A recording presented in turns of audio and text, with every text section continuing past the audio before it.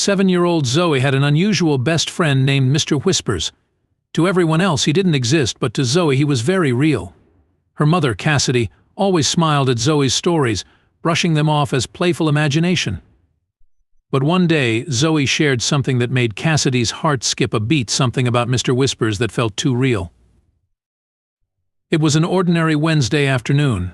Zoe sat cross-legged on the living room floor, crayons scattered around her as she worked on her latest masterpiece. Cassidy, her mother, peeked in from the kitchen, admiring the concentration on her daughter's face.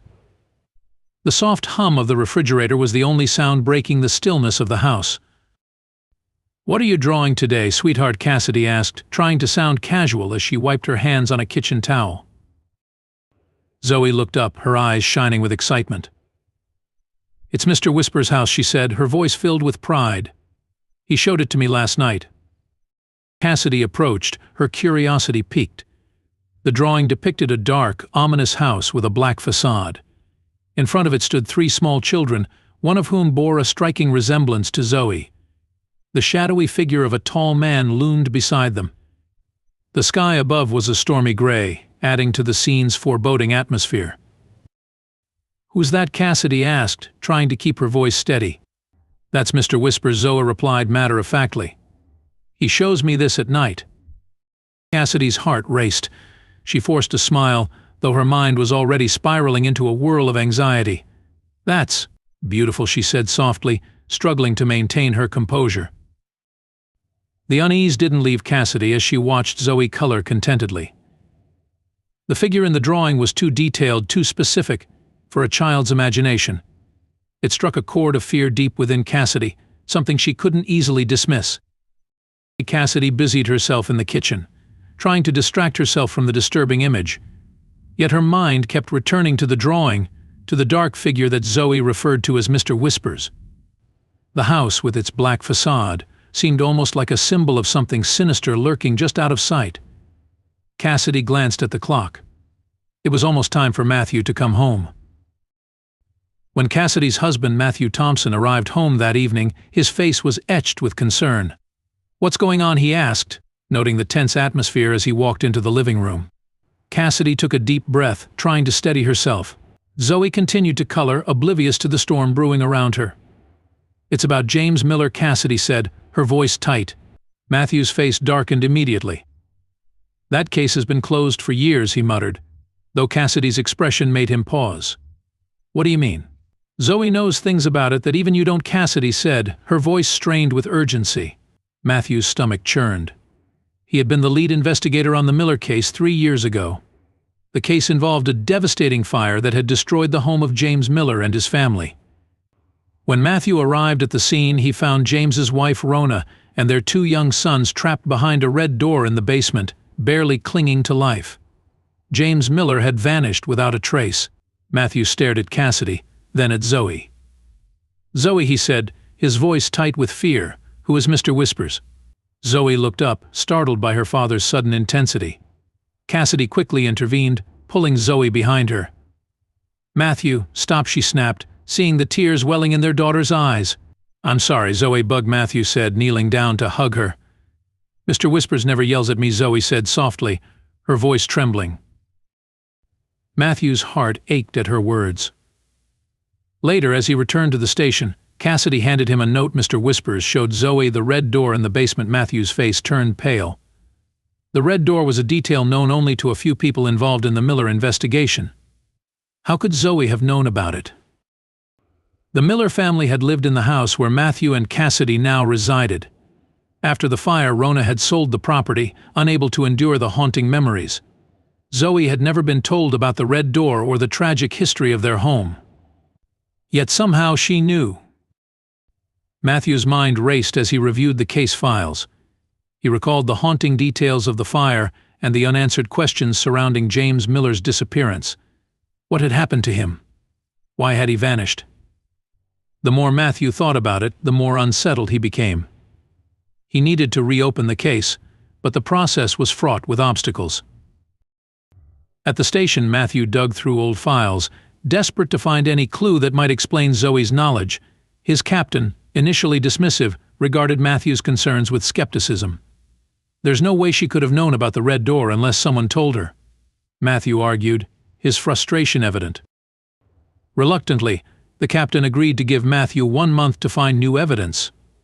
With that, Matthew set up cameras around the house, particularly in Zoe's room. He also contacted Zoe's school, requesting they keep a close eye on her. The days dragged on, filled with tension and unease. Then something happened that shook Matthew to his core.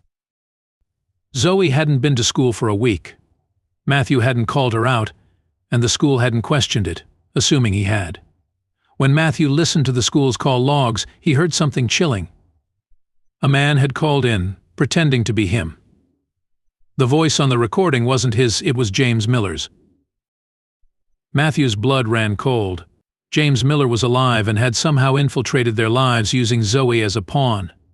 Desperate to protect his daughter, Matthew decided to follow her the next day. He trailed the school bus, his anxiety mounting as Zoe got off and ran around the back of the school. A gray car pulled up, and Zoe climbed inside without hesitation. Matthew followed the vehicle through winding streets, his heart pounding. The car eventually stopped at an abandoned warehouse on the outskirts of town. Matthew called for backup, his voice shaking as he explained the situation. The officers arrived quietly, surrounding the building without alerting those inside. Matthew, his heart in his throat, watched as they breached the warehouse. Inside, he found Zoe sitting on a crate, chatting happily with James Miller. "James Miller," Matthew shouted, his voice echoing through the empty warehouse. "Put your hands where I can see them." James Miller froze, his eyes widening with fear. Zoe looked up, confused and frightened. "Daddy," she whispered, tears welling in her eyes. The officers moved in swiftly, handcuffing James without resistance. Zoe, bewildered, watched as the man she had known as Mr. Whispers was led away. Matthew rushed to her, pulling her into a tight hug. "It's okay, sweetie. You're safe now," he whispered, his heart aching as she trembled in his arms. Back at the station, James Miller sat in an interrogation room. His voice was shaky, and his eyes darted nervously as he spoke. "I never meant to hurt anyone," he insisted, his voice trembling with emotion. "Then why did you take Zoe?" an officer demanded. James swallowed hard, his gaze dropping to the floor. "I needed your attention," he mumbled. "I couldn't stay hidden forever. Not after what I did." Matthew, watching from behind the glass, felt a complex mix of relief and anger. James Miller had haunted his family for too long, but now, finally, it was over. As he looked at Zoe, safe and sound, he knew they had survived a nightmare that no one could have ever imagined. The aftermath was a blur of paperwork, therapy sessions, and endless conversations about what had happened. Zoe struggled to understand why Mr. Whispers was no longer around, but with the support of her parents and professionals, she slowly began to heal. Matthew and Cassidy, relieved that their daughter was safe, found themselves grappling with the implications of the case. James Miller's actions had cast a long shadow over their lives, but the truth had come to light, and justice was served. The family's life, once disrupted by fear and uncertainty, began to return to some semblance of normalcy. One evening, as the family sat together at the dinner table, the atmosphere was lighter than it had been in weeks. They shared a meal of Cassidy's homemade lasagna, and laughter filled the room. Zoe, her cheeks flushed from the day's activities, recounted a story about a pretend adventure she had with her stuffed animals. The sound of her giggles was a welcome change from the tension that had clouded their home. Matthew and Cassidy exchanged glances, a mixture of relief and gratitude in their eyes. They had worked hard to create a sense of normalcy for Zoe, and it was heartening to see her returning to her cheerful self. Later that night, as Zoe prepared for bed, Cassidy tucked her in and sat beside her, reading from a favorite bedtime storybook. Zoe's eyes grew heavy as the familiar words lulled her into a state of calm. As Cassidy finished the story and kissed Zoe goodnight, she felt a sense of peace that had been elusive for so long. In the quiet of the house, Matthew sat in the living room, reviewing the latest updates on the Miller case. Though the investigation had been closed, he continued to follow up on leads and ensure that all aspects of the case were thoroughly examined.